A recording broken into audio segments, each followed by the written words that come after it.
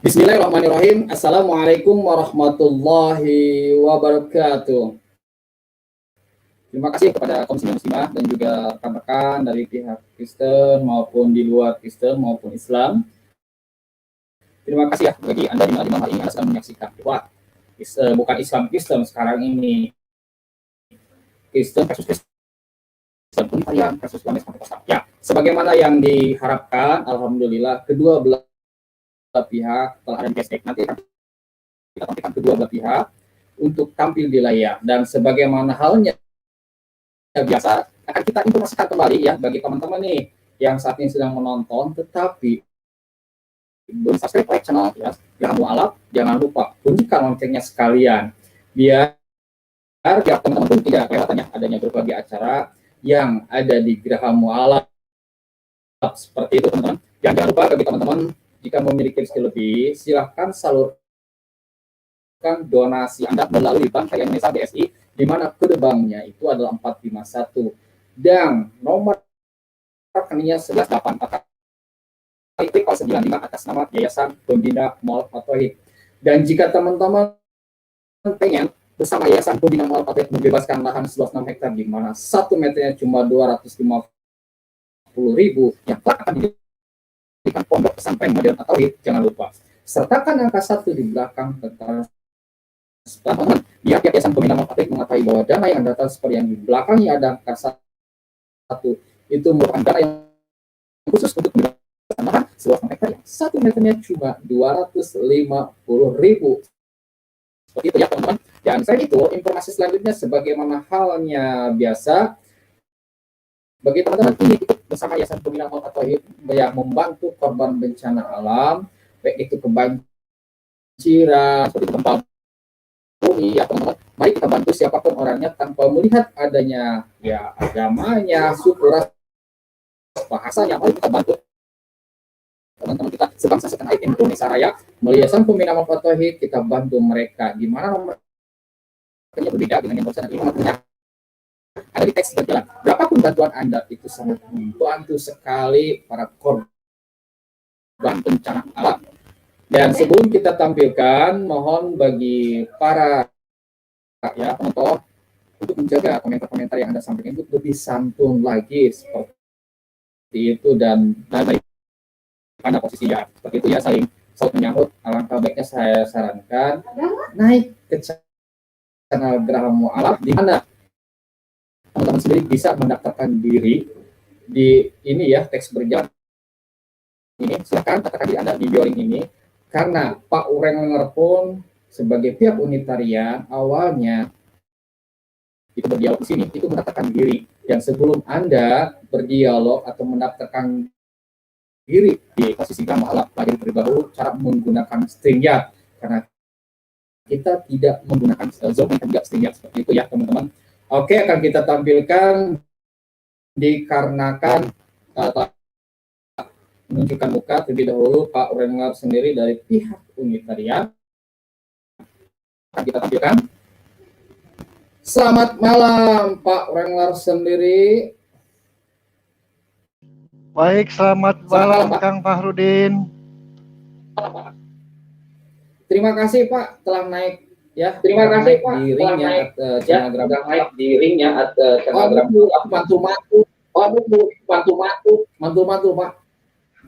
Pak. Halo Kang. Suaranya mantul Pak. Oh ya, kalau suaranya sekarang mantul Pak. Masih mantul ini kan? Tes 1 2 3 5 7 6. Ya, mantap. Oke, kita tampilkan ya yang diharapkan oleh Pak Urenger sendiri, yang tidak lain dan tidak bukan. Oke, inilah saudari Niken yang telah siap sedia, yang dengan gayanya yang biasa yang sering kita lihat seperti ini. Nah, lebih cerah lagi ya. Oke. Nah, siap. Terima kasih saudari Niken, di mana di malam hari ini Anda telah naik ke atas streamnya channel Geraha Mualaf untuk berdialog secara santun dengan Pak Urenger sendiri. Oke, akan kita tampilkan temanya. Apakah saudari Niken maupun Pak Urenger sendiri telah setuju dengan tema seperti ini? Apakah benar? Setuju kan? Baik, ya, saudara Niken. Oke, jika memang telah setuju, saya selalu terus mengingatkan kepada kedua pemateri siapapun orangnya untuk berdialog secara santun elegan tanpa adanya menyerang pribadi, tanpa adanya olok-olokan. Karena kita di sini hidup di NKRI, maka ketika ada hal-hal yang tidak diinginkan di kemudian hari, maka channel Gramalam Yayasan Pembina Manfaat tidak bertanggung jawab. Baik, akan kita tampilkan rule dialognya 40 menit, 40 menit. Bagaimana, setuju? Ya, 40 menit aja. Oke, Sangat jadi setuju, Kang. 40 menit, Saudari Niken, Bapak itu sama mendapatkan 40 menit. Itu sudah termasuk pembukaan, opening statement, bertanya, menjawab, dan juga closing statement. Ketika telah habis waktunya, maka siapapun tidak bisa memberikan sedikit pun pernyataan seperti itu. Dan biar enak perpindahan waktunya, jika telah dirasa telah beres memberikan pernyataan ataupun pertanyaan, silakan berikan kode silakan.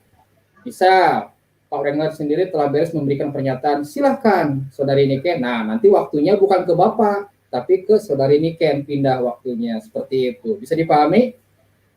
Ya. Bisa. Oke, baik, siapa yang akan memberikan pernyataan terlebih dahulu? Apakah Saudari Niken, apakah Pak Wrangler sendiri? Pak Wrangler dulu aja ya. Tapi biasanya Oke. wanita dulu. Biasanya seperti itu untuk sopannya. Jadi gimana ini teh? Atau saya dulu aja gitu kan? jangan, jangan. Saya bingung gitu kan. Soalnya ada pepatah seperti ini, Kang. Hormatilah wanita, maka kamu akan diberikan kehormatannya, seperti itu, Kang. Ya, silakan berikan dulu Anda. Waduh. Nah, kita tanya dulu, gimana Saudari Niken, siap nggak gitu kan? Yang pertama, ya, siap. Oke, kita telah mendengar mereka sepakat dalam membahas tema dan juga telah sepakat diawali oleh Saudari Niken. Silakan Saudari Niken, waktu berjalan, silakan Anda berikan pernyataannya. Monggo. Oke, shalom, selamat malam semuanya. Shalom. Malam ini temanya apakah Yesus itu Tuhan ya, betul ya. Saya dari pihak Oneness, apakah benar ya, saudara saya dari pihak Oneness sangat setuju kalau Yesus itu Tuhan. Tapi yang saya pengen tahu, saya langsung tanya aja ke Pak Wrangler ya. Yang Pak Wrangler maksudkan di sini itu Tuhannya ini kayak gimana gitu? Apakah mau ikut bahasa aslinya atau memang Tuhan alam semesta yang menciptakan langit dan bumi, atau maksudnya Tuhan di sini tuh seperti apa? Bagi Pak Wrangler ini merujuknya tuh kepada Tuhan artinya tuh apa? Silakan Pak dijawab. Oke, baik. Terima kasih Adik Niken. Saya coba menjawab ya. Jadi kalau bagi saya, Yesus itu bukan Tuhan. Beliau itu adalah utusan Tuhan. Jadi mungkin saya nggak bisa menjelaskan bahwa Tuhan seperti apa, karena bagi saya seperti pemahaman umum di Indonesia, Tuhan itu adalah sang pencipta, sedangkan Yesus bagi saya bukan sang pencipta. Dan sesuai dengan statement yang Yesus berikan, itu bahwa dia adalah utusan, seperti yang tertulis pada Yohanes 17 ayat 3. Inilah hidup yang kekal itu, yaitu bahwa mereka mengenal Engkau satu-satunya Tuhan yang benar, dan mengenal Yesus Kristus yang telah Engkau utus. Jadi di sini kan statementnya sudah sangat jelas ya, bahwa beliau itu adalah utusan Tuhan gitu loh. Jadi saya rasa saya nggak perlu tafsir lagi gitu.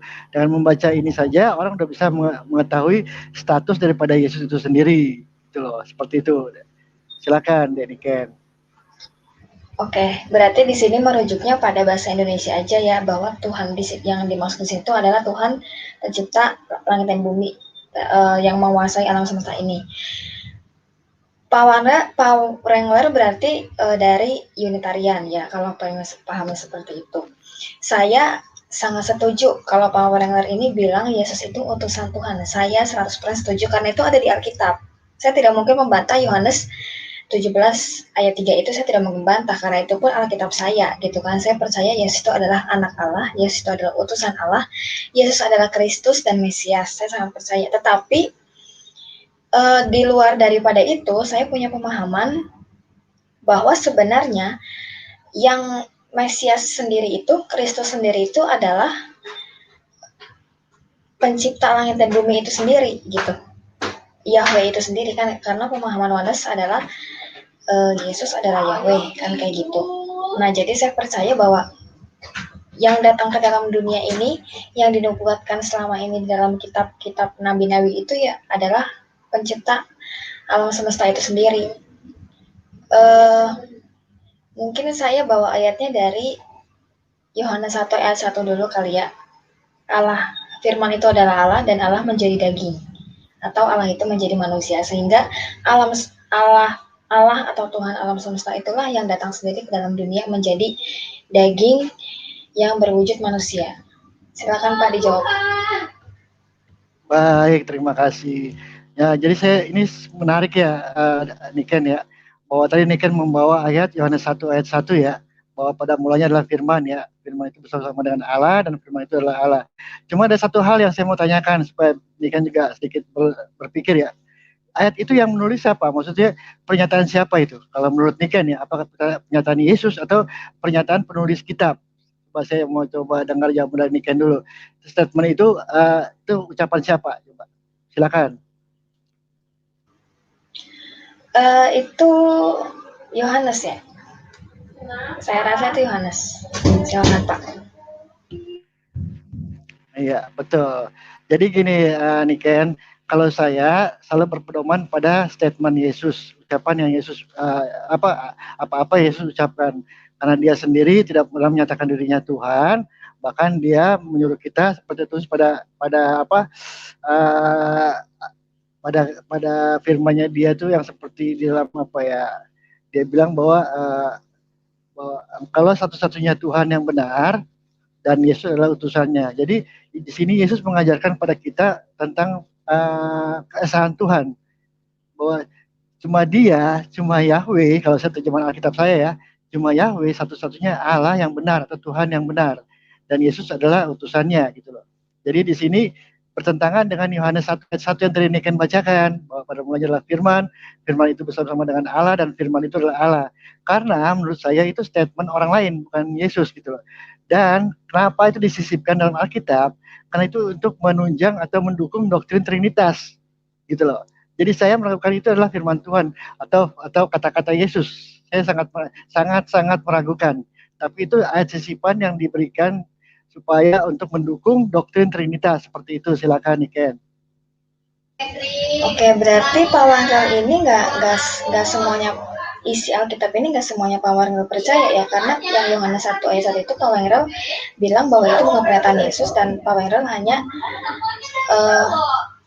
percaya pada perkataan Yesus. Sehingga saya simpulkan di sini bahwa Yohanes 1 salah satunya itu Pak Wangkel tidak percaya. Berarti semua isi Alkitab itu sebenarnya Pak Wangkel tidak percaya gitu kan. Kalau saya 100% semuanya percaya, makanya tadi Pak Wangkel bawa Yohanes 17 ayat 3 pun saya tidak bantah. Karena memang itu Alkitab saya dan saya terima itu. Itu yang pertama Pak, nanti coba dijawab. Terus yang kedua, yang tadi saya bilang, Yesus itu memang utusan, saya setuju. Tetapi di luar itu, Mesias atau Kristus sendiri itu adalah Tuhan itu sendiri. Yahweh itu sendiri. Jadi Yesus adalah Yahweh. Itu pemahaman saya. Terus yang ketiga, Yohanes 13 ayat 13. Saya mau tanya sama Pak Wengel, itu ayat menyebutkan kamu menyebut aku guru dan Tuhan, dan katamu itu tepat sebab memang akulah guru dan Tuhan. Coba ayat itu tanggapan dari Pak Wengel gimana? Silakan Pak. Oke, terima kasih. Saya tangkap yang kedua dulu ya. Tadi kalimatnya kamu menganggap aku guru dan Tuhan ya. Seperti itu ya, Niken ya.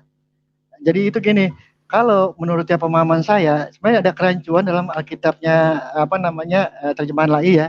Menurut pendapat saya ya, bahwa sebenarnya kata Tuhan di sini seharusnya diterjemahkan dengan kata Tuhan. Kalau dalam bahasa Ibrani itu Adonai, atau kalau dalam bahasa Yunaninya itu kurios, bukan theos. Jadi di sini bukannya Yesus mengaku Tuhan, tapi dia sebagai Tuhan gitu loh. Tuhan, Adonai gitu loh, atau junjungan. Sehingga kalau dikatakan itu kata Tuhan, itu artinya Tuhan yang bermakna sang pencipta, menurut saya keliru dalam penerjemahan. Karena begini kan, yang saya tahu, betul saya dapat info dari rekan saya juga, Pak Frans Donald ya, dari video-video beliau saya pelajari juga, bahwa sebenarnya kata Tuhan dalam Alkitab itu berasal dari kata Tuhan Yesus. Itu ada dalam Alkitab tahun 1600-an di Nusantara ya. Kemudian pada tahun 1773 kata Tuhan dirubah menjadi Tuhan oleh pendeta Melchior Leidecker. Ini saya mengutip aja nih ya. Saya juga baru belajar soalnya. Jadi pada tahun 1773 kata Tuhan Yesus dirubah menjadi Tuhan Yesus. Terus ada apa namanya tujuannya? Karena pendeta itu mengatakan kan waktu itu kan di Nusantara itu yang memeluk Kristen kan Indonesia bagian timur. Sedangkan orang timur itu kalau ngomong tuan jadi tuang. Jadi N-nya itu nggak kelihatan. Karena kebetulan saya juga lahir di Ambon ya. Saya juga asal Sulawesi. Makanya saya tahu orang di sana itu nggak bisa ngomong N. Jadinya tuan jadi tuang. Makanya ditambahkan oleh pendeta Melchior huruf H jadi Tuhan. Nah pada saat itu memang kata Tuhan dan Tuhan mempunyai arti yang sama gitu loh. Yang artinya adalah bukan sesembahan, tuanku atau pemilik atau bos gitu, junjungan seperti itu. Tapi pada tahun 1980-an kan sama KBBI itu kan memang dirubah kata Tuhan dan Tuhan dibedakan menjadi dua arti. Tadinya nggak masalah, tapi setelah dibedakan artinya jadi masalah. Itu yang menimbulkan kerancuan pada umat Kristen di Indonesia dalam baca Alkitab lain ini gitu loh. Jadi kerancuan dimulai dari situ, dari terjemahan itu tadi. Sebenarnya tadinya nggak bermasalah, tapi karena setelah artinya dibedakan jadi masalah gitu loh. Jadi yang kalimat yang Yesus ucapkan tadi itu betul, kamu katakan saya Tuhan dan Guru, seharusnya seperti itu terjemahannya. Kalau dengan pengertian Tuhan yang sekarang ya, harusnya betul kamu menyebut aku Tuhan dan Guru supaya nggak rancu. Oke, itu yang pertanyaan yang kedua ya. Kembali ke pertanyaan yang pertama, apakah saya menerima Alkitab seluruhnya sebagai firman Tuhan? Saya katakan tidak. Karena di situ kan terbukti dari ayat Yohanes 1 ayat 1 tadi, gitu loh. Itu bukan firman Tuhan, itu sisipan, itu narasi dari penulis Yohanes. Jadi saya nggak menerima Alkitab seluruhnya sebagai firman Tuhan. Tapi secara umum saya menerima itu sebagai firman Tuhan. Jadi saya mesti kritisi ayat per ayat, yang mana firman Tuhan dan mana yang bukan. Seperti itu, Niken, silakan. Oke, ya. Betul Pak, itu memang bahasa aslinya itu Tuhan atau Kurios, betul. Tetapi Yahweh pun dipanggil Kurios Pak, dipanggil Tuhan, Adonai. Adonai Eloheinu, Adonai Ehad. Yahweh pun dipanggil Tuhan. Nah itu gimana tanggapan Pak Wairel bahwa Yahweh, Tuhannya Musa, Tuhannya Abraham, Tuhannya Ishak dan Yakub pun dipanggil Adonai atau Kurios. Nah, terus karena Pak Wairel hanya percaya perkataan Yesus, saya jadi kasihnya perkataan Yesus ya. Yang pertama, saya mau tanya Yohanes 14 ayat 6. Kata Yesus kepadanya, akulah jalan dan kebenaran dan hidup.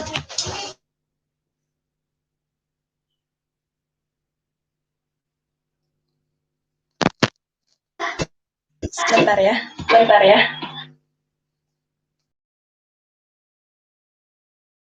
Maaf nih, kita pause dulu, ada rehat sejenak ya. Oke, dikarenakan sepertinya iklan ya. Oke, saya lanjut. Oh, silakan. Saya kira ada iklan itu tadi. Enggak, ya. Jadi saya bawa dari Yohanes 14 ayat 6. Kata Yesus kepadanya, akulah jalan dan kebenaran dan hidup, tidak ada seorang pun yang datang kepada Bapa kecuali kalau tidak melalui aku. Sekiranya kamu mengenal aku, pasti kamu juga mengenal Bapakku. Sekarang ini kamu mengenal dia dan kamu telah melihat dia. Nah, itu tanggapannya gimana, Pak? Tanggapi Yohanes 14 ayat 6 sampai 7, lalu Yahweh pun dipanggil Adonai atau Kurios. Silakan dijawab. Oke. Saya coba jawab yang pertama dulu ya. Yahweh pun dipanggil Adonai ya, seperti itu ya Niken ya. Gini, jadi kalau ini pemahaman saya ya, sedikit berlogika seperti pakai logika saya ya. Kalau Tuhan dipanggil Tuhan itu masih bisa, boleh. Tapi kalau Tuhan dipanggil Tuhan itu nggak boleh. Ini pemahaman saya seperti itu untuk yang pertanyaan Niken tadi. Kalau Tuhan dipanggil Tuhan masih boleh. Sesuatu yang kita hormati, junjungan seperti itu. Tapi kalau Tuhan misalnya bosnya Niken bisa di kantor kan Tuhan ya, dipanggil Tuhan itu nggak boleh. Jadi kenapa Yahweh dipanggil Adonai sebagai kata ganti Yahweh, karena orang Israel kan takut menyebut nama Tuhan Allahnya dengan sembarangan, sehingga mereka menggantikan dengan kata Adonai atau Hasem. Jadi secara logika itu diperbolehkan. Tapi kalau kata Tuhan diganti menjadi kalau Tuhan dipanggil Tuhan itu nggak boleh, seperti itu. Kemudian yang mengenai yang kedua itu pernyataan Yesus ya, akulah jalan kebenaran dan hidup, tidak sampai pada Bapa kalau tidak melalui aku. Jadi kalau menurut saya di sini Yesus menjelaskan dirinya adalah jalan. Jadi Bapa itu Tuhan itu adalah tujuan kita menuju Tuhan, jalannya melewat mana? Melalui Yesus. Karena sama seperti prinsipnya agama-agama yang lain ya, mereka itu sebutnya jalan. Di Cina agama disebut Tao, artinya jalan. Jadi Yesus adalah jalan menuju Tuhan, seperti itu Niken, silakan. Oke, yang jawaban pertama, oke, saya terima, nggak ada masalah dengan itu. Terus yang jawaban kedua itu, Yesus itu hanya Tuhan, Yesus itu hanya jalan, ya, tapi bukan hanya jalan, ada kalimat selanjutnya, dia kebenaran dan dia adalah hidup, gitu. Jadi sebenarnya kebenaran itu kan cuma kita dapatin di dalam Tuhan yang Maha Esa, Tuhan yang pencipta semesta ini. Hanya di dalam Dia gitu kita bisa menemukan kebenaran. Makanya Yesus berani menjawab seperti itu. Tidak ada nabi-nabi lain yang berkata seperti itu. Dari zaman Musa sampai zaman Daud, terus habis itu ke zaman nabi-nabi, mereka ini lewat Torah, semuanya lewat Torah. Jadi Musa, kamu harus taat sama Torah supaya kamu itu selamat, taati perintah Tuhan. Di zaman Daud pun seperti itu, kamu taati Taurat supaya perintah Tuhan, supaya menjadi perintah Tuhan dan segala macamnya. Nah, tetapi saat sekarang ini hanya Yesus yang berkata dialah kebenaran, bahkan dia berkata dialah hidup. Gitu. Makanya dan yang saya percaya hidup pun juga hanya di dalam Tuhan, karena Tuhanlah yang memberi kehidupan untuk kita semua. Hanya Tuhan alam semesta yang memberi kehidupan, sehingga dia berani berkata dirinya bahwa dia adalah kebenaran dan dia juga hidup gitu. Jadi tidak sampai hanya pada jalan. Coba nanti ditanggapi atau bantah. Nah, terus yang saya bawa lagi dari Wahyu 1 ayat 8. Di sini Yesus juga bilang dirinya adalah yang Maha Kuasa. Aku adalah Alfa dan Omega, firman Tuhan Allah, dan yang ada dan yang sudah ada dan yang akan datang, yang Maha Kuasa. Jadi Yesus berkata dirinya adalah yang Maha Kuasa, sedangkan yang Maha Kuasa itu hanya satu, hanya Tuhan pencipta alam semesta. Dan Yesus berkata seperti itu. Silakan ditanggapi, Pak. Oke. Maaf, kita pause tanggapi dulu yang pertama dulu ya.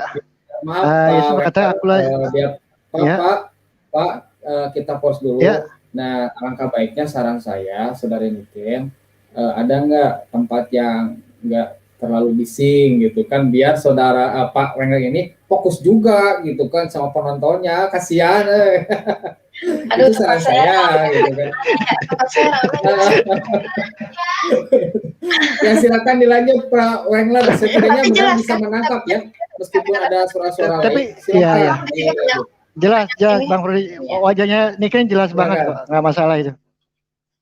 Oke, jadi pertanyaan pertama ya, statement Yesus bahwa akulah jalan kebenaran dan hidup ya.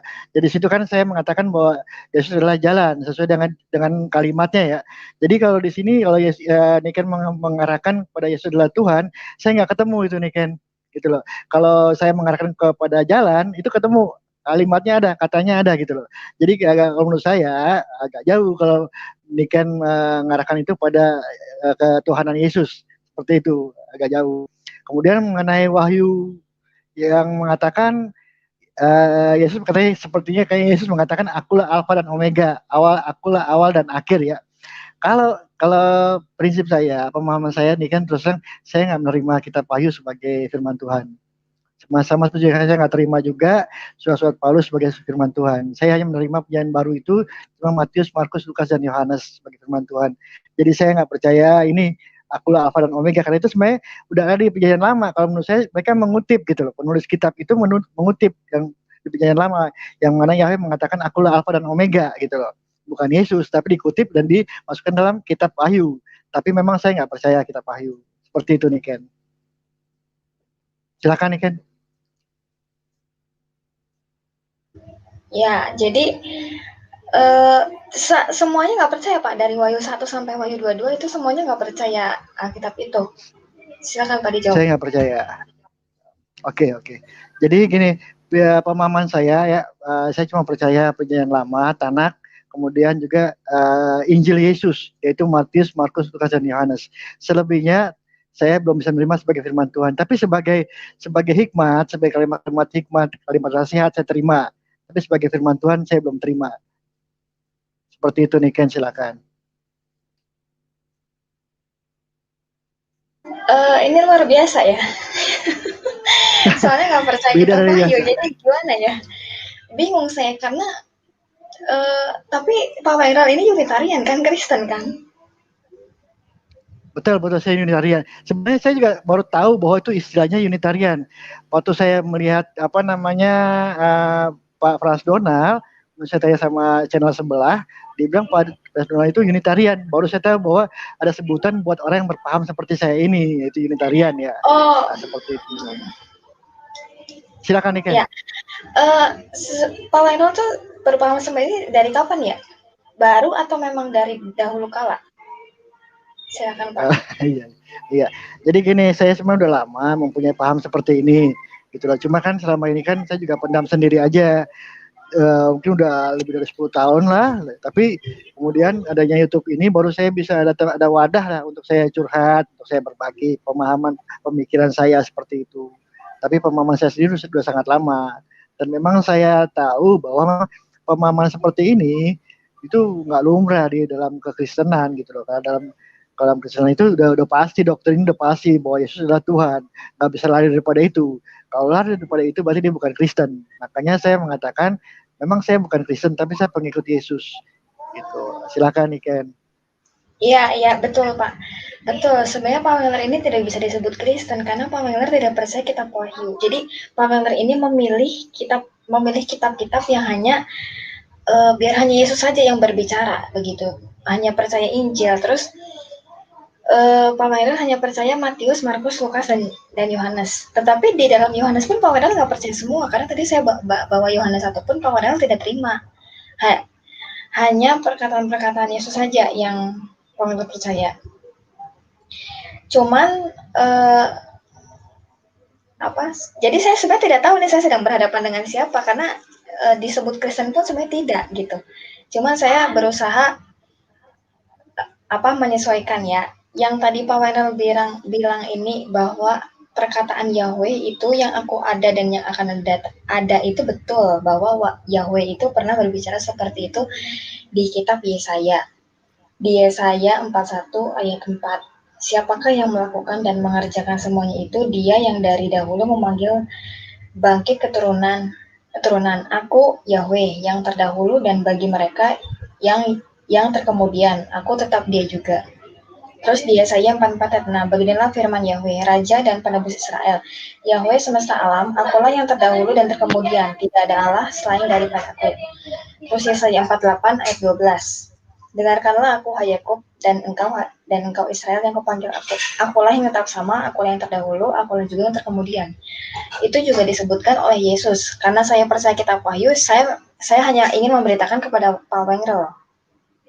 Saya hanya ingin memberitakan kepada Pak Wengro bahwa Yesus Kristus pun berbicara seperti itu. Saya yakin, karena saya sangat-sangat percaya kitab Wahyu, saya yakin itu adalah keluar dari mulutnya Yesus sendiri. Jadi itu firman Yesus sendiri bahwa dia berkata dirinya adalah Alfa dan Omega. Contohnya di Wahyu 22 ayat 13, aku adalah Alfa dan Omega, yang pertama dan yang terkemudian, yang awal dan yang akhir. Terus tadi yang Wahyu 1 ayat 8, aku adalah Alfa dan Omega, firman Tuhan Allah yang ada dan yang sudah ada dan yang akan datang, yang Maha Kuasa. Terus ada juga beberapa orang yang bilang itu perkataannya Yahweh, itu bukan perkataannya Yesus. Ada yang percaya kitab Wahyu dan berkata seperti itu. Tetapi di sini ada kuncinya bahwa itu Yesus yang bilang, di mana di Wahyu 1 ayat 17 sampai 18. Ketika aku melihat dia, tersungkurlah aku di depan kakinya, sama seperti orang yang mati, tetapi ia meletakkan tangan kanannya di atasku lalu berkata, "Jangan takut, aku adalah yang awal dan yang akhir dan yang hidup. Aku telah mati." Nah, di sini, aku telah mati, namun lihatlah, aku hidup sampai selama-lamanya dan aku memegang segala kunci maut dan kerajaan maut. Yang mati dan yang hidup kembali itu hanya Yesus. Jadi di sini jelas bahwa Yesus yang berbicara seperti itu. Jadi sebenarnya di sini udah jelas bahwa Alfa dan Omega hanya Yahweh yang bilang, dan Yesus pun bilang seperti itu. Makanya saya percaya Yesus adalah Yahweh itu sendiri. Itu pertama. Cuman karena Pak Magnel tidak percaya kitab Wahyu, ya gimana gitu ya. Saya hanya memberitakan bahwa Yesus berkata seperti itu di kitab Wahyu. Kalau misalkan Pak Magnel tidak percaya kitab Wahyu, berarti tandanya Pak Magnel tidak tidak tidak mempercayai atau tidak menerima kedatangan Yesus yang kedua kalinya. Karena kitab Wahyu itu ceritanya tentang akhir zaman, kebanyakan tentang akhir zaman dan tentang kedatangan Yesus yang kedua kalinya. Nah, itu gimana? Terus ada lagi. Ini nubuat tentang kedatangan, ya saya sebut kedatangan Mesias lah ya. Itu di Yesaya 40 ayat 3. Ya. Ada suara yang berseru-seru, "Persiapkanlah di padang gurun jalan untuk Tuhan, luruskanlah di padang belantara jalan raya bagi Allah kita." Di sini Tuhannya itu huruf besar, kalau di LAI artinya itu Yahweh. Terus penggenapannya di mana? Di Matius 3 ayat 3. Sesungguhnya dialah itu adalah Yohanes Pembaptis. Yang dimaksudkan Nabi Yesaya ketika ia berkata, "Ada suara orang yang berseru-seru di padang gurun, persiapkanlah jalan untuk Tuhan, luruskanlah jalan baginya." Terus Yohanes 1 ayat 23 jawabnya, "Akulah suara orang yang berseru-seru di padang gurun, luruskanlah jalan Tuhan seperti yang telah dikatakan Nabi Yesaya." Jadi ini Yohanes Pembaptis, perihal Yohanes Pembaptis bahwa dia mempersiapkan jalan untuk Yesus Kristus sebelum Yesus Kristus memberitakan Injil kepada bangsa Israel dan kepada umat-umat lainnya. Silakan Pak. Oke. Jadi sebenarnya kali ini saya mau bertanya sama Niken ini ya. Sama Niken yang bertanya sama saya. Coba sekarang saya bertanya sama Niken. Tadi Niken mengatakan bahwa Yesus itu adalah Tuhan. Yesus itu sama dengan Yahweh berarti ya. Saya jadi penasaran nih. Mungkin ada ayat yang bisa yang secara strong, secara kuat tuh menguatkan dalil yang Niken kemukakan tadi itu, ada nggak seperti itu? Dalil yang bisa menguatkan bahwa Yesus adalah Yahweh. Saya pengen dengar juga soalnya saya penasaran ini. Silakan Niken. Ya, yang pertama itu Pak, yang tadi Alfa dan Omega itu. Jadi sebenarnya di sini masalahnya itu Pak Maira hanya tinggal percaya kitab Wahyu doang. Karena itu udah jelas gitu bahwa aku adalah awal dan aku adalah yang akhir. Jadi dia adalah awal dari segala sesuatu dan dia adalah akhir dari segala sesuatu juga. Artinya nanti dia datang kembali ke dalam dunia ke yang kedua kalinya. Ya di situ semua bumi yang sekarang ini selesai dan nanti baru ada langit dan bumi yang baru atau Yerusalem baru. Terus tadi yang tentang nubuat tadi, yang Yesaya 40 ayat 3. Dan lagi ya, saya bawa lagi. Sakaria 14 ayat 4. Pada waktu itu kakinya akan berjejak di bukit Zaitun. Kakinya ini adalah kaki Yahweh yang terletak di depan Yerusalem di sebelah timur. Bukit Zaitun itu akan terbelah dua dari timur ke barat sehingga terjadi suatu lembah yang sangat besar. Setengah dari bukit itu akan bergeser ke utara, setengah lagi ke selatan. Jadi intinya Yahweh ini akan menjejakkan kakinya di Bukit Zaitun. Nah, ini tuh ada di Kisah Para Rasul 1 ayat 11 sampai 12. Waktu Yesus naik ke sorga, di situ murid-muridnya melihat ke langit, terus malaikat datang kepada murid-muridnya. Terus berkata gini, dan berkata kepada mereka, "Hai orang-orang Galilea, mengapakah kamu berdiri melihat ke langit? Yesus ini yang terangkat ke sorga meninggalkan kamu akan datang kembali dengan cara yang sama seperti kamu melihat dia naik ke sorga." Nah, terus di ayat 12-nya, gini bunyinya, "Maka kembalilah rasul-rasul itu ke Yerusalem dari bukit yang disebut Bukit Zaitun." tandanya Yesus ini naiknya di Bukit Zaitun karena rasul-rasul baru datang dari situ, dan nanti malaikat bilang nanti dia akan datang kembali dengan cara yang sama, dan itu dinubuatkan di Zakaria 14 ayat 4 yang tadi saya bacakan itu. Silakan Pak. Oke, baik. Jadi gini, walaupun memang saya nggak menerima wahyu sebagai firman Tuhan, tapi coba kita bahas juga ya.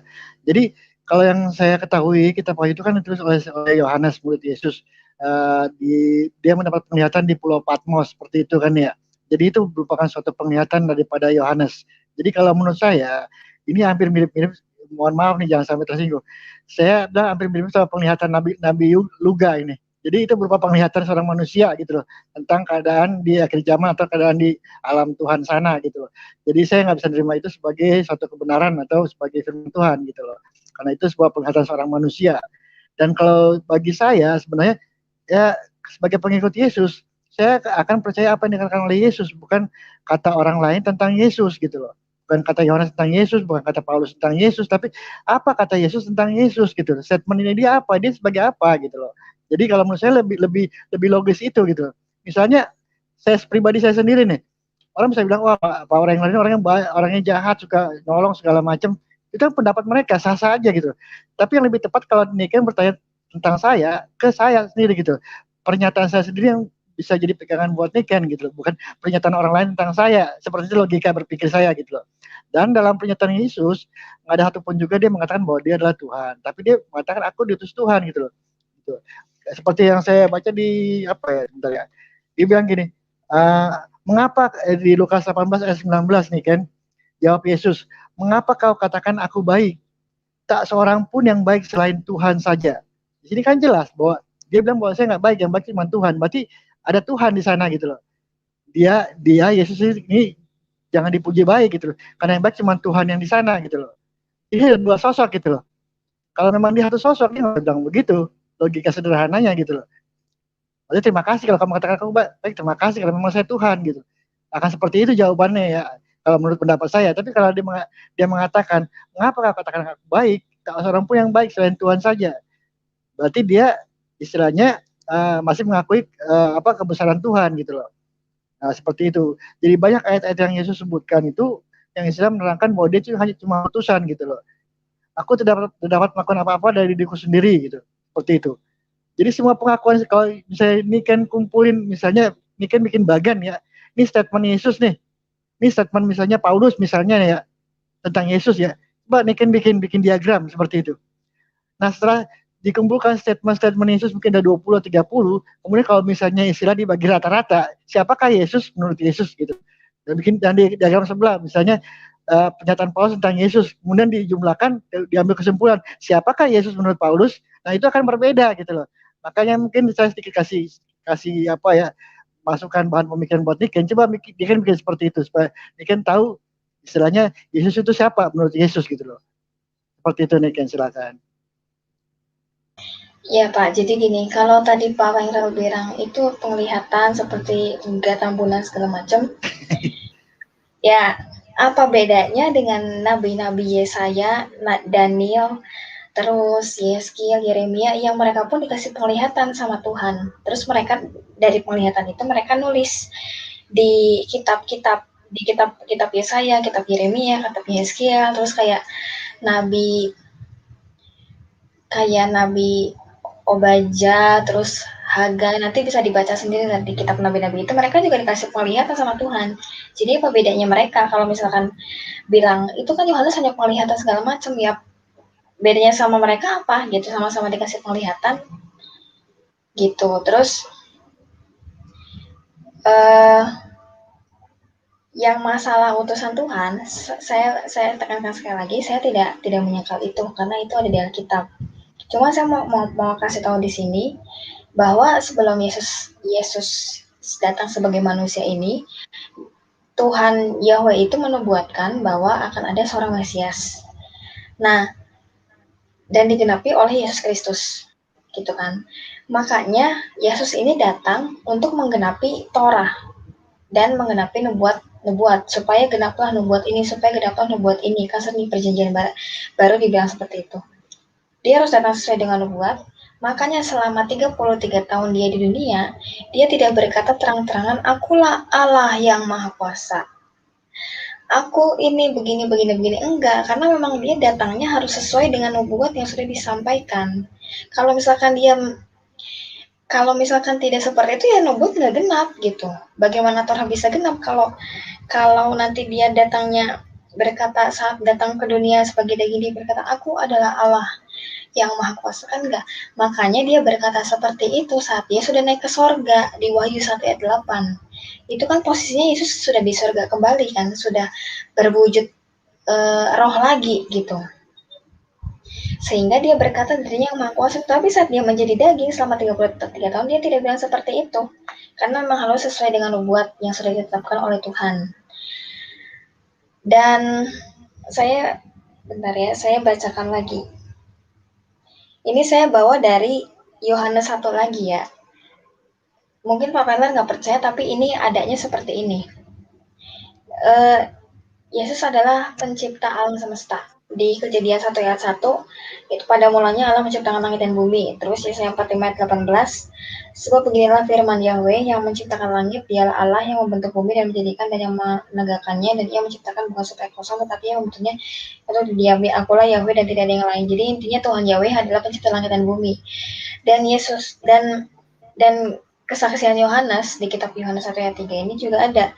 Di Yohanes 1 ayat 3, segala sesuatu dijadikan oleh dia. Dia di sini adalah Yesus. Dan tanpa dia tidak ada sesuatu pun yang telah jadi dari segala yang telah dijadikan. Jadi semuanya diciptakan oleh Yesus Kristus. Di kitab Yohanes 1 ayat 3. Terus Yohanes 1 ayat 19 sampai 11. Terang yang sesungguhnya yang menerangi setiap orang sedang datang ke dalam dunia. Ia telah ada di dalam dunia dan dunia dijadikan olehnya. Tetapi dunia tidak mengenalnya. Ia datang kepada milik kepunyaannya, tetapi orang-orang kepunyaannya itu tidak menerimanya. Itu adalah Yesus Kristus, yang dimaksud adalah Yesus Kristus. Jadi Yesus Kristus adalah pencipta alam semesta. Mungkin itu dulu Pak, silakan dijawab. Oke. Jadi gini, saya coba jawab yang pertama dulu ya, yang kenapa Niken bilang apa bedanya penglihatan nabi-nabi di Perjanjian Lama sama kenapa saya terima, tapi penglihatan rasul-rasul di Perjanjian Baru saya nggak terima. Kenapa seperti itu? Logika saya seperti itu ya. Ya saya coba jelaskan ya. Kalau buat saya semua itu bersumber dari Taurat. Jadi kalau misalnya hal-hal yang bertentangan dengan Taurat, otomatis saya tolak. Seperti ketuhanan Yesus. Karena udah jelas dalam 10 perintah Tuhan, jangan ada padamu Tuhan lain di hadapanku. Seperti Shema Israel, Yahweh Eloheinu, Yahweh Ehad. Yahweh itu Tuhan kita, Yahweh ya, bukan Yesus ya. Yahweh Tuhan kita, Yahweh itu Esa. Jadi kalau di penglihatan nabi-nabi Perjanjian Lama, mereka nggak bakal berani bertentangan dengan Taurat gitu loh. Nah, penglihatan tadi yang seperti dalam Wahyu, walaupun saya nggak terima, kita coba bahas ya, bahwa Yesus adalah Alfa dan Omega. Nah, itu udah bertentangan banget sama Taurat, pasti akan ditolak Taurat. Jadi ibaratnya gini nih Ken, Taurat itu seperti undang-undang dasar nih Ken. Kalau diibaratkan dalam pemerintahan Indonesia ya, itu undang-undang dasar.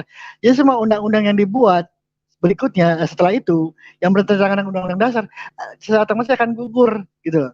Atau bisa digugat ke Mahkamah Konstitusi karena bertentangan dengan undang-undang dasar seperti itu. Makanya Taurat adalah undang-undang dasar yang Yesus juga tekankan sangat memuliakan Taurat karena nggak akan dihilangkan sampai bumi berlalu juga nggak bakal dihilangkan gitu loh. Sangat memuliakan Taurat. Jadi kalau hal-hal yang atau pengajaran datang setelah itu meniadakan Taurat atau bertentangan dengan Taurat, itu otomatis akan tertolak dengan sendirinya gitu loh. Menurut Yesus sendiri gitu loh. Karena apabila kamu meniadakan hukum Taurat walaupun cuma sekecil apapun juga, kamu akan dapat tempat yang terendah dalam kerajaan surga. Itu statement Yesus gitu loh. Jadi Yesus menempatkan Taurat itu sebagai undang-undang dasar gitu loh. Sebagai acuan kita gitu loh. Jadi kenapa saya menolak yang tadi, Wahyu tadi, karena itu bertentangan dengan Taurat gitu. Kalau Yesus sendiri dalam pengajaran beliau itu sama sekali nggak ada yang bertentangan dengan Taurat. Saya datang bukan untuk menghapuskan hukum Taurat, tapi untuk mengendapi gitu loh. Sedemikian tinggi Yesus menghargai hukum Taurat gitu loh. Kenapa ini pengikut-pengikutnya dia, bahkan juga seseorang yang dia nggak kenal gitu loh, yang berani mengatakan bahwa hukum Taurat itu telah batal karena kasih karunia gitu loh. Itu ajaran dari mana? Ini pemahaman saya ya. Sangat melenceng jauh dari ajaran Yesus, sangat melenceng jauh. Makanya saya tolak yang pengajaran-pengajaran seperti itu. Yang nggak sesuai dengan pengajaran Yesus dan tidak sesuai dengan Taurat. Seperti itu Niken, silakan. Iya, jadi Yang Maha Esa itu penting, Pak. Saya setuju. Adonai Eloheinu, Adonai Ehad itu sangat penting. Bahwa Tuhan itu Maha Esa. Betul. Jadi Yesus adalah Allah yang Maha Esa. Itu yang saya percaya. Karena saya percaya Yesus adalah Yahweh dengan ayat-ayat yang sebelumnya yang tadi saya sudah jabarkan. Bahwa dia adalah Yahweh itu sendiri. Kebenaran itu hanya di dalam Yahweh dan hidup hanya di dalam Yahweh. Yohanes 14 ayat 6. Terus Yesus adalah pencipta langit dan bumi. Terus dia adalah Alfa dan Omega. Semua sudah Yesus sebutkan bahwa dia adalah sebenarnya dia itu Yahweh itu sendiri. Dan nubuat yang tadi suara berseru-seru di padang gurun juga itu sama. Terus siapa yang telah melihat aku ya dia dan dia telah melihat Bapa. Yohanes 14 ayat 7 yang tadi saya bawa itu semuanya sudah jelas gitu kan. Terus di Mesias itu adalah Tuhan itu sendiri. Dan yang bisa menggenapi Torah pun itu hanya dia itu sendiri, hanya Yahweh sendiri. Kenapa? Karena dia yang buat, makanya dia yang bisa genapi. Genap itu kan artinya terjadi. Dan semua itu bisa terjadi ya karena Tuhan itu sendiri yang menterjadikannya, yang menggenapinya gitu. Terus saya juga tidak berkata bahwa Torah itu batal. Torah itu digenapi sesuai dengan Matius 5. Yesus bilang dia tidak membatalkan Torah, tetapi dia menggenapi Torah. Itu betul 100%. Bahwa dia menggenapi Torah. Kasih karunia itu tidak menghilangkan Torah, tetapi hidup lebih di atas Torah. Karena Yesus bilang di Matius 5 juga dia bilang sudah aku datang untuk mendapat Torah bukan untuk mendiakannya. Karena itu kamu hiduplah lebih dari alih-alih Torah. Terus di situ dia jabarkan cara hidup lebih dari Torah itu gimana. Ada tuh jabarannya. Ada hukum mata ganti gigi, tetapi aku berkata kepadamu kalau kamu ditampar berilah pipi kananmu ditampar berilah pipi kiri. Terus berdoalah bagi yang menganiaya kamu, kasihilah musuhmu. Itu hukum sebenarnya hukum kasih karunia yang Tuhan sudah berikan dan kita melakukan kasih itu, dan itu sebenarnya melebihi Torah. Begitu. Torah memang sampai sekarang masih ada. Saya setuju. Semuanya juga melakukan Torah. Bahkan saya berani bilang bahwa Undang-Undang 45 pun itu sebenarnya sumbernya dari Torah. Jangan membunuh, jangan berzina, tentang keadilan, tentang hak asasi manusia itu semuanya berasal dari Torah. Kalau nanti baca di kitab Imamat, di kitab Keluaran, Ulangan, di Bilangan itu semuanya ada. Sampai sekarang itu semuanya ada gitu. Kalau misalkan tidak ada Torah, bumi sudah nggak tahu jelas bagaimana orang hanya menjalankan hukum rimba gitu, bukan hukum Torah. Cuman bagi orang Kristen ada hukum yang lebih dari itu, yaitu hukum kasih. Kasih karunia dari Tuhan, karena kita sudah mendapatkan kasih karunia dari Tuhan, kita pun juga harus mengasihi sesama. Begitu, Pak. Jadi kalau misalkan ada Kristen yang bilang hukum kasih, tetapi dia masih proses belajar untuk bisa membalas kejahatan dengan kebaikan, masih kalau dipukul orang dia masih marah, tandanya dia masih dalam hukum Torah sebenarnya, sekalipun dia Kristen. Itulah hukum Torah yang saya dapat, rema yang saya dapat dari Alkitab itu seperti itu. Silakan Pak. Oke, baik, makasih ya Niken. Betul yang kata Niken tadi ya, bahwa kalau kita mengaku sebagai pengikut Yesus harus melakukan apa yang Yesus ajarkan. Seperti pada Lukas 6 ayat 46. Mengapa kamu berseru-seru kepadaku Tuhan, Tuhan? Padahal kamu tidak melakukan apa yang aku katakan. Di sini poinnya Niken. Maksudnya menurut saya apa yang dilakukan oleh orang Kristen sekarang atau dogma Kristen sekarang itu bertentangan dengan apa yang Yesus ajarkan seperti itu. Bahwa Yahweh itu satu-satunya Tuhan yang benar dan dia adalah utusannya gitu loh. Seperti itu statement Yesus. Yang dilakukan oleh orang Kristen apa? Mereka menuhankan Yesus, menjadikan Tuhan menjadi dua. Yahweh pun nggak dikenal, bahkan diketawain. Kalau saya pernah masuk di Zoom Kristen juga ya, mereka tanya sama kamu, berarti kamu Tuhannya siapa? Yahweh. Langsung ketawa ngakak mereka. Semua ngakak ketawa.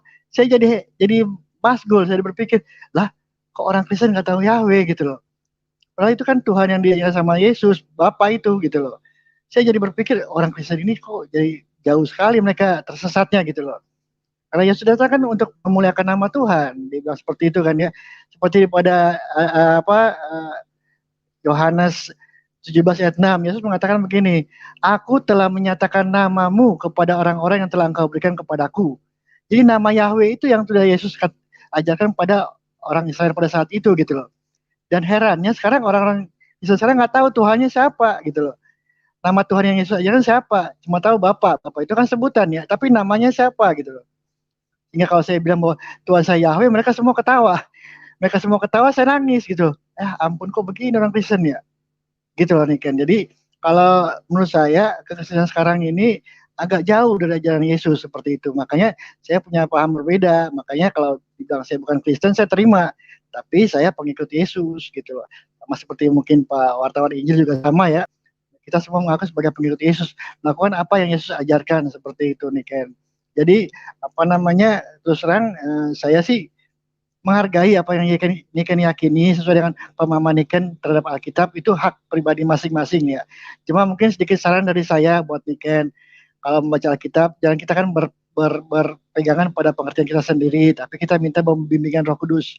Karena saya juga melakukan seperti itu. Karena mungkin pemahaman saya salah, pemikiran saya salah, mungkin itu sangat dimungkinkan. Tapi yang paling penting kita jangan sampai menyangkal Roh Kudus.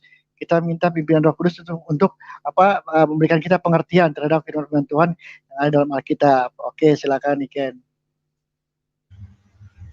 Iya Pak. Kalau baca Alkitab memang butuh bimbingan Roh Kudus. Betul. Makanya saya percaya semua Alkitab dari Kejadian sampai Wahyu. Nah, yang saya heran ini Pak Morel tidak percaya kitab Wahyu. Yohanes pun Pak Morel pilih-pilih. Gitu. Nah, itu yang saya heran gitu. Karena saya sangat percaya Tuhan adalah gembala kita. Mazmur 23. Tuhan adalah gembalaku. Yahweh adalah gembala kita. Kita adalah domba-dombanya Dia. Jadi Dia tidak akan pernah meninggalkan kita. Ini saya baca berbicara secara ya secara kayak khotbah gitulah ya sekarang gitu ya. Dia tuh gembala kita Pak. Jadi Dia ini tidak mungkin menyesatkan kita gitu. Jadi adanya kitab Kejadian sampai kitab Wahyu itu pun adalah tuntunan Tuhan itu sendiri. Saya percaya itu tuh bukan kebetulan dicantumin Kejadian sampai Wahyu itu tuh bukan kebetulan.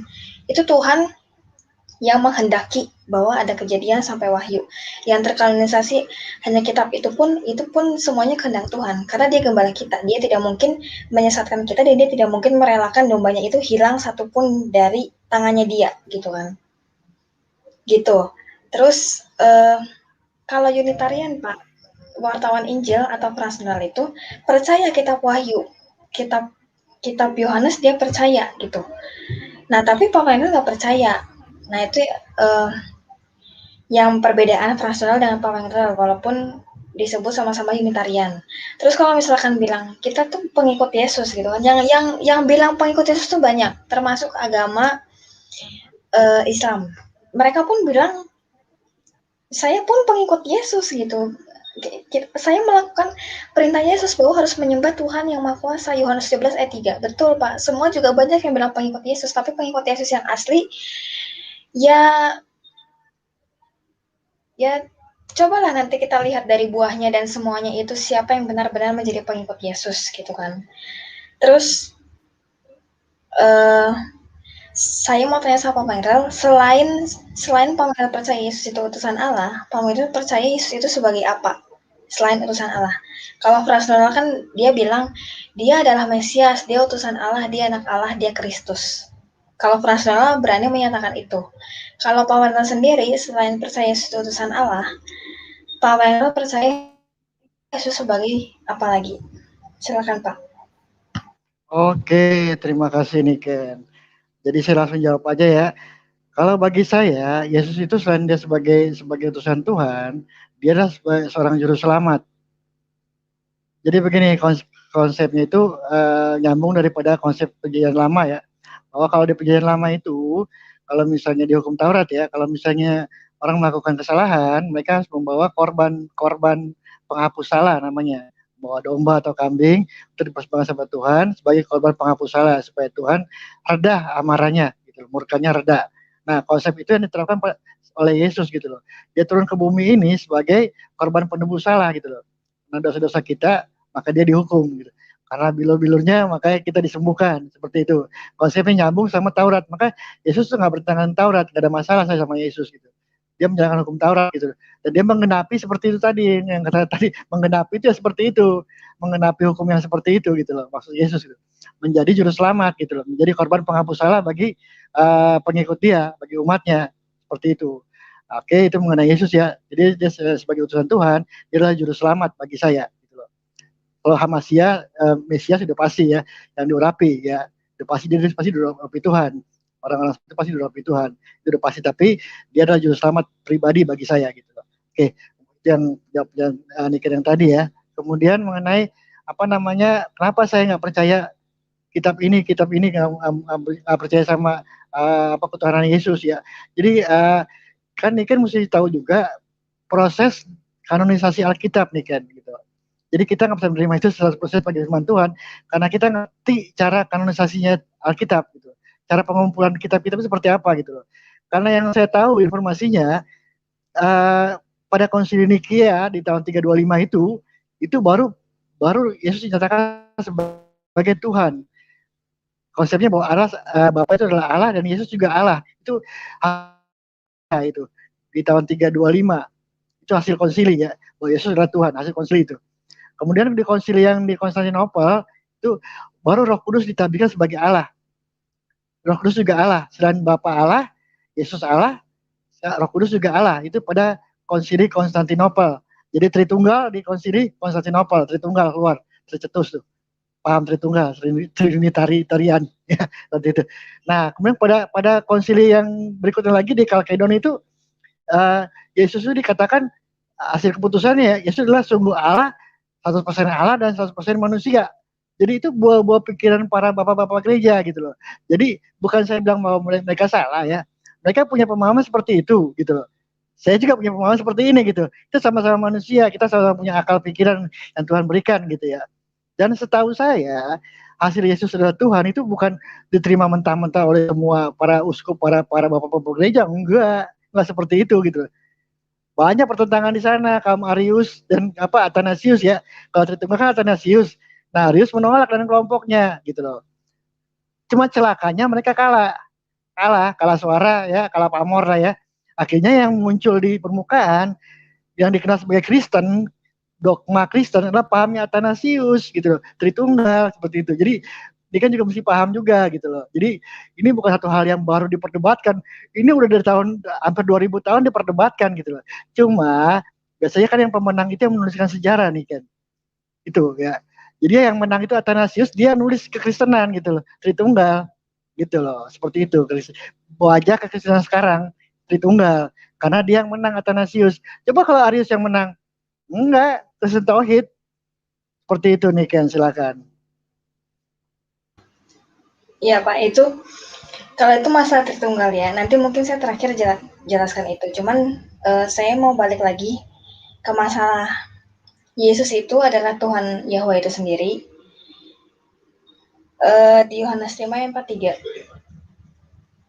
Aku datang dalam nama Bapakku, dan kamu tidak menerima aku. Jikalau orang lain datang atas nama sendiri, kamu akan menerima dia.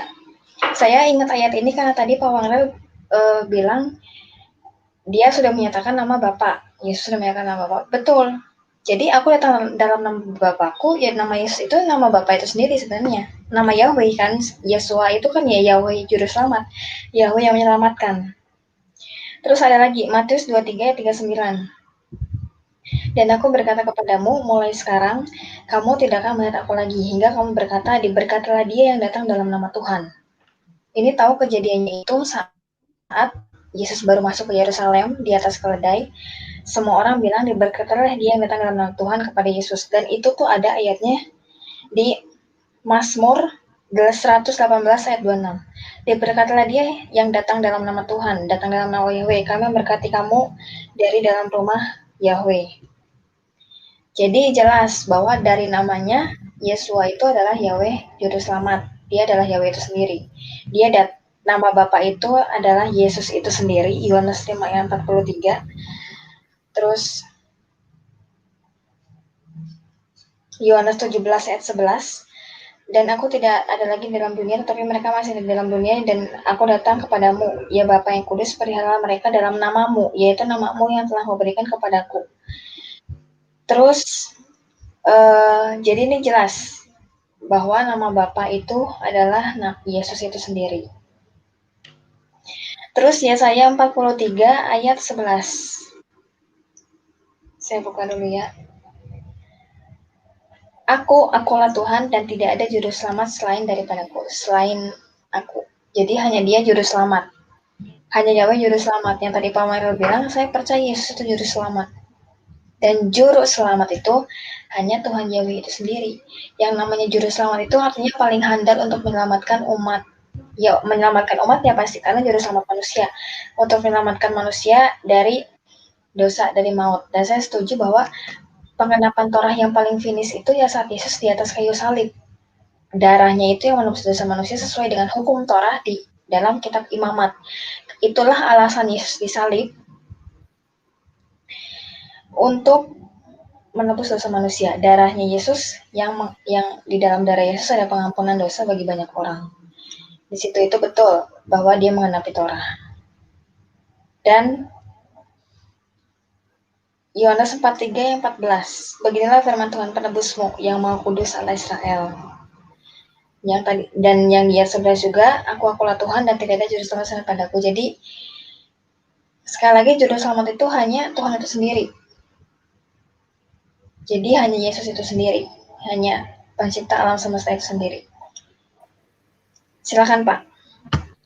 Oke, kita pause dulu, waktunya kita rehat dulu. Tidak terasa ya, 1 jam lebih 2 menit. Biarkan dulu para pembicara untuk rehat, menegakkan kepala, kaki, tangan, dan juga minum tentunya ya. Karena tidak terasa 1 jam lebih tanpa minum itu serak gitu kan, apalagi ngomong terus gitu kan, seperti itu. Oke, silakan untuk istirahat dulu kepada kedua pembicara, dan bagi para penonton, saya selalu mengingatkan, berkomentarlah dengan baik, seperti itu ya. Berkomentarlah dengan baik, dengan santun. Tidak ada olok-olokan seperti itu. Kenapa yang kita beri komentari, khususnya pihak dari Muslim, saya sarankan bahwa apa yang kita lakukan, apa yang beri kita komentar, itu bisa akan minta pertanggungjawabkan, gitu kan, oleh Allah. Benar sih orang nulis kieu, gitu kan. Seperti itu, dan tidak perlu olok-olokan apalagi kepada Tuhan yang berbeda dengan kita. Terus khususnya juga bagi pihak yang bukan dari pihak Islam pun, tolong untuk bersikap santun seperti itu ya. Dan saya mengingatkan sekali lagi ya pada teman-teman, kita sering menghargai tanpa harus mencampur adukan akidah atau keyakinan kita. Oke, bagi teman-teman nih yang pengen ikut sepertinya Saudari Niken, Pak Weng, harus silakan Anda daftarkan diri Anda ya. Namun sebelum Anda mendaftar, bahwa dialog di malam hari ini dan dialog di channel Gram Mu'alaf itu selalu menggunakan ya StreamYard, tanpa adanya aplikasi tambahan, tanpa harus download ini itu. Cukup di copy ketika link diberikan, pastekan ke browser Google Chrome yang bisa dibuka di HP maupun di laptop. Jadi ketika Anda telah menguasai posisi dari itu di StreamYard, silakan daftarkan diri Anda di bio link ini yang ada di teks layar dan juga di live chat ya yang telah kami sebarkan. Dan ketika Anda ingin berdialog dan telah bisa menguasai StreamYard, kami selalu menghimbau siapapun Anda, baik Muslim, Kristen, siapapun, baik laki-laki maupun perempuan, berdialog secara santun seperti itu. Dan ketika relasi, wah takut nih dalam relasi wajah Anda gitu kan, bisa ditutup menggunakan masker atau bab seperti itu ya. Dan tetap alur dialognya harus santun dan sudah disepakati baik tema maupun waktu, tanpa adanya olok-olokan ketika terjadi dialog. Kita saling menghargai satu sama lain ya teman-teman. Dan silahkan bagi Saudari Niken maupun Pak Wengler sendiri, sekiranya telah cukuplah untuk minum beberapa teguk gitu kan, baik itu ngopi gitu kan. Bagi teman-teman yang menonton, jangan lupa makan malam biar nggak lemes gitu kan nontonnya ya, seperti itu. Dan kalau mau ngopi, silakan ngopi. Baik, sekarang berarti Pak Wrangler ya yang memberikan tanggapan atau jawaban atas apa yang ditanyakan oleh Saudari Niken. Silakan Pak Wrangler, monggo. Baik, terima kasih Bang Farudin. Saya coba tanggapi ya. Tadi Niken mengatakan bahwa Yesus mengatakan bahwa nama yang sudah engkau berikan kepadaku ya, seperti itu. Bahwa Yesus adalah Yahweh, seperti itu pemahaman Niken. Tapi kalau pemahaman saya mungkin sedikit berbeda gitu loh. Karena Yesus mengatakan engkau sudah memberikan namamu kepadaku. namanya apa gitu. Nama Yesus kan sebenarnya Yahoshua, Yahweh yang menyelamatkan. Jadi nama Yahweh itu dipakai sama disematkan pada Yesus gitu loh. Sebagai Yahweh penyelamat, Yahoshua, atau kita sebut Yesus ya, atau Yehoshua gitu loh. Jadi bukannya Yahweh yang datang, tapi Yesus memakai atas nama Yahweh gitu, melakukan penyelamatan. Kalau istilah kita bahasa Indonesia ya, atas nama itu gitu loh. Karena namanya dipakai nama Yahweh gitu. Sama seperti nabi-nabi sebelumnya kan juga banyak memakai nama Yahweh. Kayak saya apa kemudian Zakaria gitu. Mereka memakai nama Yahweh gitu loh. Jadi konsepnya seperti itu. Nama Yahweh yang dipakai Yesus melakukan penyelamatan gitu loh. Bukannya Yahweh yang datang sebagai Yesus gitu. Itu pemahaman saya seperti itu. Jadi Yesus sama sekali nggak menyalahi hukum Taurat bahwa nggak ada Tuhan yang lain. Kalau di Perjanjian Lama kan udah jelas dalam 10 perintah Tuhan yang ada padamu Allah lain dalam hadapanku gitu loh, seperti itu. Dan juga Yesaya juga menyatakan hal yang sama seperti itu, mewanti-wanti bahwa jangan ada Tuhan yang lain gitu loh. Hanya ada aku gitu loh. Dengan siapa aku akan kamu samakan gitu loh. Udah diwanti-wanti sama Yesaya gitu. Banyak sekali dia mengingatkan kita tentang keesaan Yahweh itu, keagungan Yahweh itu. Jangan disamakan sama siapa-siapa gitu loh. Sama juga seperti Daud juga sama, dia selalu mengatakan seperti itu bahwa Yahweh itu satu-satunya Tuhan gitu loh.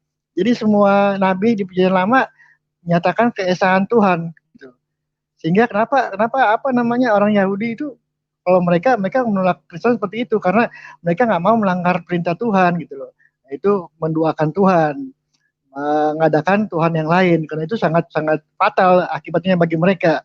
Karena ada ayat yang nggak salah di Yesaya, saya lupa jelasnya ayatnya apa ya, tapi kira-kira seperti ini bunyinya bahwa bila ada nabi yang menyatakan memberitakan firman dan memberitakan sesuatu yang tidak aku perintahkan atau mengajarkan tentang dalam nama Tuhan yang lain, maka nabi itu harus mati. Itu udah sangat jelas punishmentnya gitu, keras. Nggak boleh Tuhan yang lain gitu loh. Bahkan seorang nabi aja kalau dia pakai nama Tuhan yang lain dia harus mati gitu. Jadi udah sangat jelas bahwa nggak ada dalam Taurat dan ajaran Yesus itu nggak ada Tuhan dua atau nggak ada Tuhan tiga, nggak ada itu. Kalau kita baca secara teliti ya, pemahaman dari apa pengajaran daripada Yesus itu udah jelas, sangat jelas tauhid itu. Makanya saya mungkin bisa disebut berpaham Unitarian gitu loh, bahwa Tuhan itu cuma satu gitu loh, bukan Tritunggal ataupun Wanes gitu loh. Kalau Wanes juga kalau menurut saya, mohon maaf sebelumnya, kalau Tritunggal mungkin keliru, kalau Yohanes sangat keliru. Seperti itu pendapat saya. Ya, silakan aja kalau mungkin mau disanggah, silakan, namanya juga pemikiran ya, pemahaman ya. Orang bisa beda-beda gitu loh. Oke. Kemudian mungkin kalau saya lihat begini, dalam perdebatan kita ini kan banyak kita seperti mengadakan peperangan ayat-ayat nih gitu loh. Jadi Niken mengeluarkan ayat, saya mengeluarkan ayat seperti itu. Jadi seperti tadi peperangan ayat. Kalau menurut saya kalau kita perang ayat sebenarnya bikin orang bukan makin ngerti tapi makin nggak jelas gitu. Bikin ayatnya banyak banget gitu kan. Orang yang dengar yang pengen belajar jadi puyeng bukan malah ngerti gitu loh. Jadi kalau menurut saya nggak usah kita terlalu banyak menggunakan ayat gitu loh. Apalagi ayatnya itu nggak nyambung misalnya kan.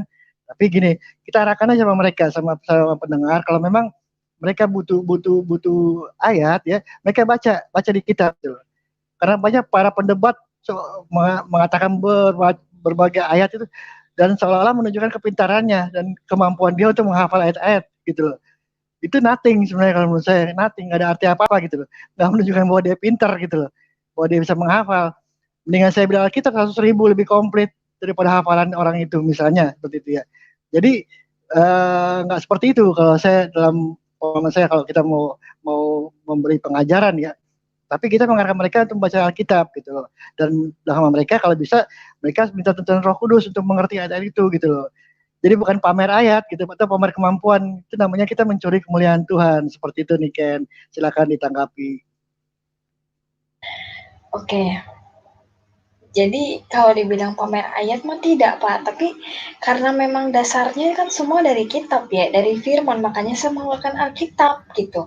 Sebenarnya enak sama Pak Mailal ini, enak debatnya karena dia nggak butuh banyak ayat, jadi saya nggak dikit-dikit dibilang asumsi gitu kan. Kalau orang lain Pak nggak bawa ayat dikit, itu langsung dibilang asumsi.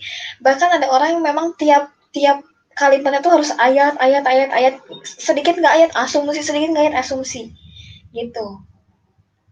Makanya saya bawa ayat supaya sebenarnya saya bisa tidak tanpa ayat pun saya bisa gitu. Saya sebenarnya bukan hafal ayat Pak, tetapi firman itu ada di dalam hati saya. Makanya saya ingat itu dan keluar itu gitu. Itu yang disebut firman tertanam di hati kita, sehingga kita ingat, oh saat orang ngomong ini, oh iya Yesus pernah berkata seperti ini, itu Roh Kudus yang mengingatkan. Nah terus tadi Pak Mangrel bilang, kalau baca Alkitab butuh tuntunan Roh Kudus, betul Pak.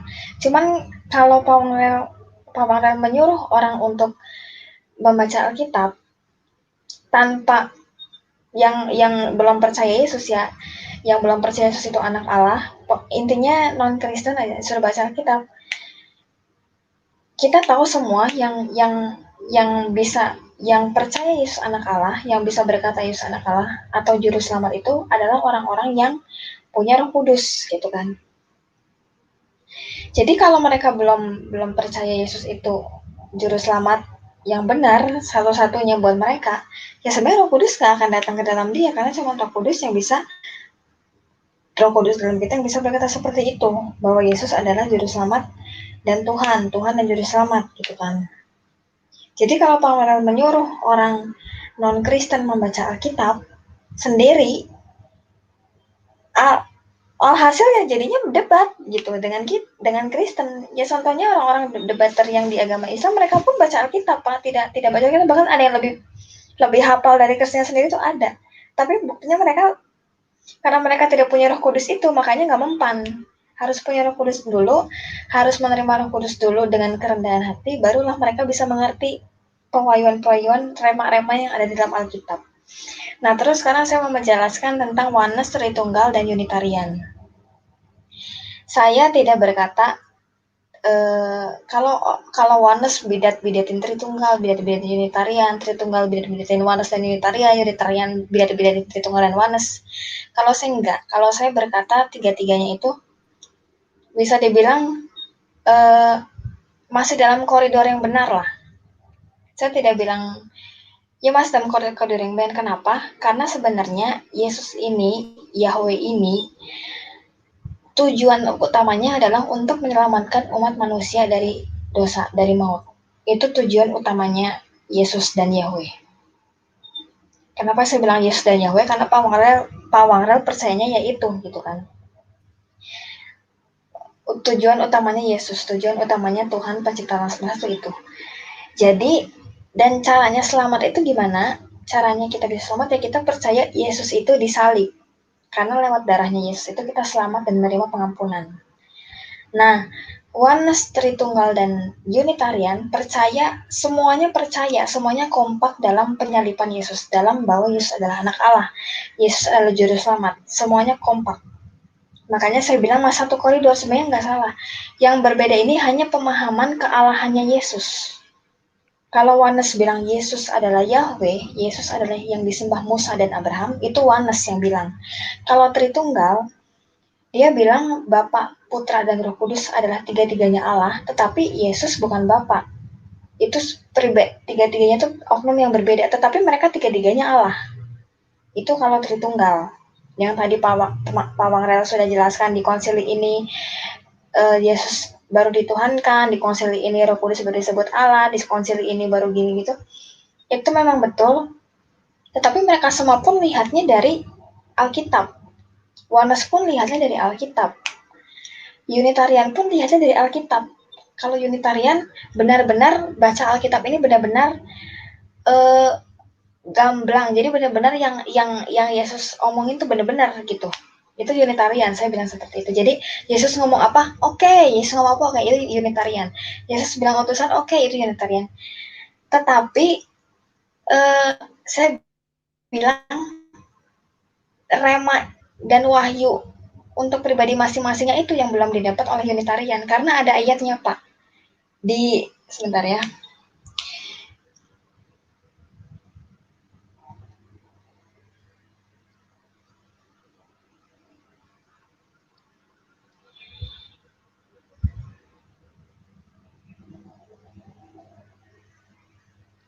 Sebentar ya.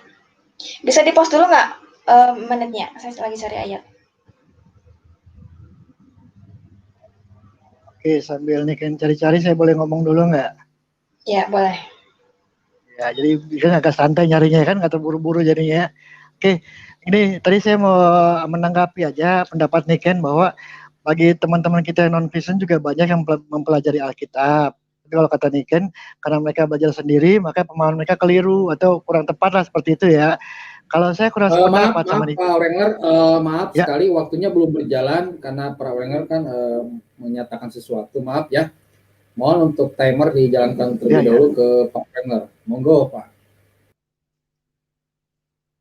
Oke, saya lanjutin ya Niken ya. Jadi tadi kan Niken mengatakan bahwa kalau misalnya orang non-Kristen biarkan membaca Alkitab sendiri, takutnya mereka mempunyai pemahaman yang salah gitu, keliru seperti itu ya. Mungkin saya nggak berpendapat. Kalau menurut saya mereka bisa karena terbukti kalau saya lihat di acara di apa maksudnya di YouTube ini debater-debater yang dari non-Kristen, mereka memahami Alkitab dengan sangat baik menurut saya. Bahkan saya bilang cukup tepat gitu loh. Ada beberapa rekan yang saya suka ya seperti apa Bang Zuma ya. Saya mengakui beliau memahami Alkitab sangat luar biasa. Bahkan saya sebagai orang Kristen terus terang saya kalah pemahaman pengetahuan Alkitab saya dengan Bang Zuma ini. Saya akui beliau luar biasa gitu loh. Dan bagi saya beliau adalah seorang penginjil gitu loh. Betul memang beliau menamakan dirinya penginjil jalanan dan saya bisa aminin itu. Beliau penginjil menyatakan memberitakan apa namanya firman-firman yang Yesus ajarkan gitu loh. Saya akuin beliau penginjil gitu loh. Jadi kalau menurut saya jangan juga kita underestimate pemahaman orang tentang Alkitab karena kita orang Kristen ini kan istilahnya memang bebas gitu loh, terbuka bagi siapa aja untuk menafsirkan Alkitab kita gitu loh. Jadi kita nggak bisa bilang bahwa pemahaman kita paling benar, tapi ya, pemahaman orang juga mesti kita kita dengar gitu dan kita coba pahami. Mungkin juga mereka lebih benar, ada kemungkinan seperti itu gitu loh. Dan saya sangat sangat sangat bersyukur sama Tuhan ya, karena sekarang zaman saya dulu waktu saya masih kecil nih kan, teman saya yang Muslim tuh banyak ya. Satu pun juga nggak ada yang pernah baca Alkitab. Jangan baca, pegang aja takut.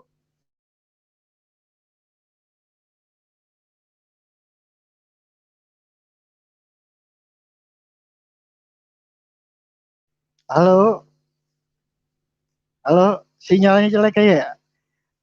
Kan bisa dengar ya. Iya, Pak, lanjut, Pak. Halo, Lanjut, Pak. sinyalnya nih kayaknya. Halo, Silakan Pak. Silakan Pak atau mau ditimpali sama saudari Niken monggo. halo. Sinyalnya. Pak Wenger silakan bisa kita dengar suaranya Pak Wenger. Cek, cek. Silakan Pak.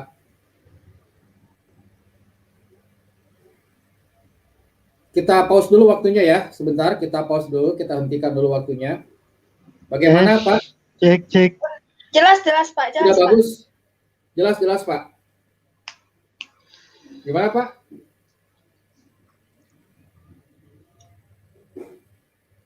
Oh, silakan gimana Saudara Niken? Ini Anda punya waktu 5 menit ya dan Pak Wenger pun posisi Ditunggu 8. sebentar kali, Pak. Ditunggu sebentar aja kali. Oke. Siap. Dan sekali lagi bagi teman-teman ya, silakan daftarkan diri Anda. Ingin seperti Pak Wenger atau Saudari Niken, silakan. Dan ini ternyata sudah masuk ya. Pak Wenger sendiri, sebentar akan kita alihkan posisinya. Halo, tes, cek. Iya Pak, jelas Pak. Jelas Ya. Pak, bagus. Maaf, sinyal saya mungkin jelek ya. Pak. Ya. Suara saya jelas? Sampai di mana? Jelas Bang. Jelas Kang. Oke. Jelas. Silakan dilanjut. Oke. Monggo. Siap. Ya, jadi itu ini kan saya terus terang saya sedikit flashback ya tentang masa saya dulu kecil. Teman-teman saya yang non Kristen itu kebanyakan mereka tuh nggak pernah mau baca Alkitab, kan gitu loh. Kalau sekarang keadaannya sangat udah berubah sangat jauh gitu loh, berubah 180 derajat. Bahkan orang-orang non Kristen ini punya pemahaman Alkitab yang lebih lebih dalam daripada kita gitu loh. Pengetahuan Alkitab yang lebih mumpuni daripada kita orang Kristen pada umumnya ya, seperti itu gitu loh. Jadi saya tetap percaya bahwa Alkitab itu buku terbuka, siapapun juga boleh membaca dan boleh menafsir dan memahami dengan cara dia berpikir ya, seperti itu kan. Terus kalau apalagi ya, mungkin bisa lanjut lah, apalagi mungkin ada pertanyaan ke saya. Tapi sebelumnya gini, saya juga mau bertanya sama nih kan ini paham oneness ini sebenarnya kan buat saya masih asing nih ya, asing banget gitu loh. Paham yang baru banget saya dengar gitu loh. selama saya di YouTube ini baru saya dengar ini ada paham oneness itu. Sebenarnya paham ini muncul dari mana ya kalau boleh dijelaskan ya? Silakan nih Ken.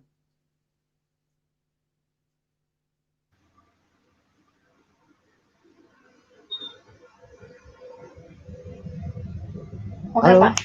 Oke. Tadi yang masalah tafsiran itu, Alkitab boleh dibaca siapapun, tapi tidak boleh ditafsir seenaknya. Karena di 2 Petrus 1 ayat 20 itu ada ayat yang terutama harus kamu ketahui ialah bahwa nubuat-nubuat dalam kitab suci tidak boleh ditafsirkan menurut kehendak sendiri. Jadi tidak boleh menafsirkan seenaknya. Yang tadi Pak Manuel bilang harus ada tuntunan Roh Kudus itu sangat betul. Makanya kalau ditafsir sendiri jadinya kacau Pak, jadinya oleng nanti. Terus oneness itu yang saya tahu itu penyebutannya itu Sabellianus.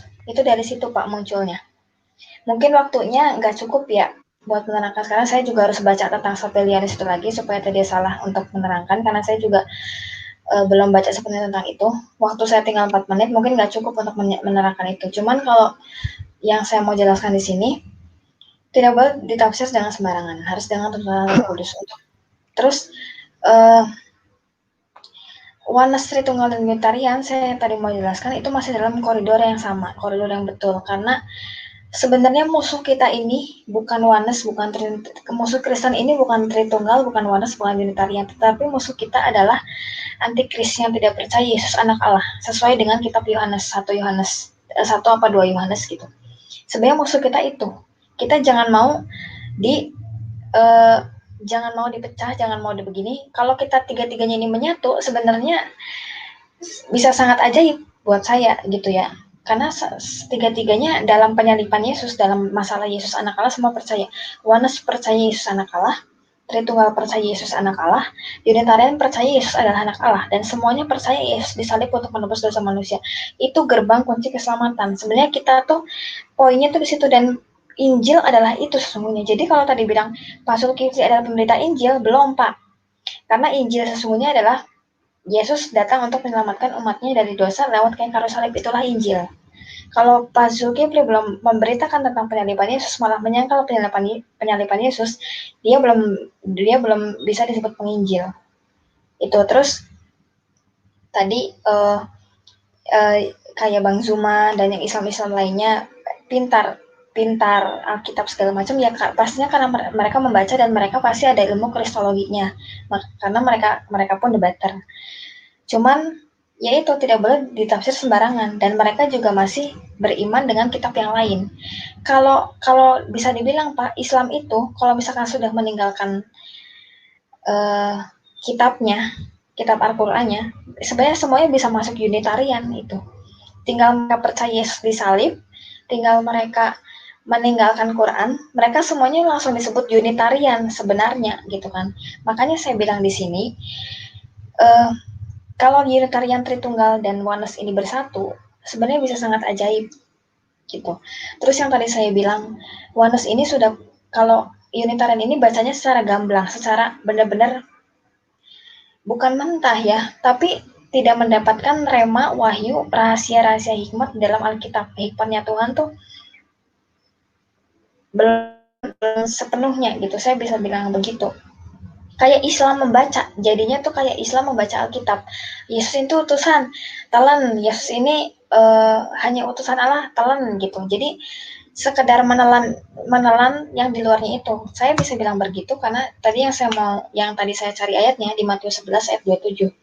Semua telah diserahkan kepadaku oleh Bapakku, dan tidak seorang pun mengenal anak selain Bapa, dan tidak seorang pun mengenal Bapa selain anak, dan orang yang kepadanya anak itu berkenan menyatakannya. Jadi di sini tuh ada ayat kalimatnya, dan orang yang kepadanya anak itu berkenan menyatakannya. Jadi siapa yang Yesus pengen nyatakan dirinya siapa, ya dia akan nyatakan. Dan saya mau bilang orang-orang Oneness lah sebenarnya yang sudah dinyatakan itu oleh Yesus. Karena Yesus pun pasti memberitakan itu semua, pasti ayatnya tuh ada di Alkitab.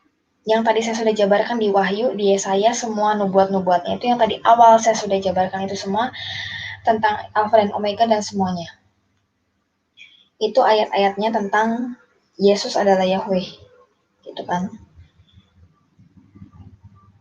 Terus yang terakhir, di pause dulu sebentar menitnya.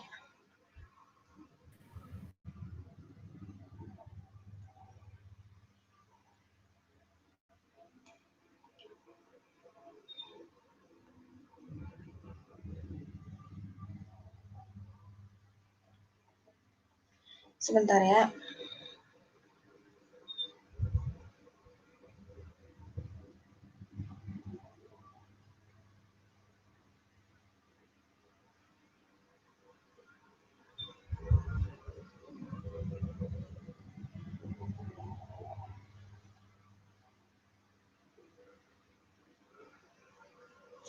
Wahyu 21 ayat 7. Barang siapa menang, ia akan memperoleh semuanya ini, dan aku akan menjadi Allahnya, dan dia akan menjadi anakku. Itu perkataan Yesus. Jadi siapa nanti menang di Wahyu 21 ayat 7, Yesus akan menjadi Allahnya mereka, dan kita dan saya akan menjadi anaknya dia, karena dia adalah Bapa itu sendiri. Makanya dia sebut saya dan murid-muridnya itu anaknya dia. Itu. Dan semua ayat yang tadi saya sudah jabarkan, nah itu mungkin cukup ya, saya rasa tentang Yesus adalah Yahweh. Dan cukup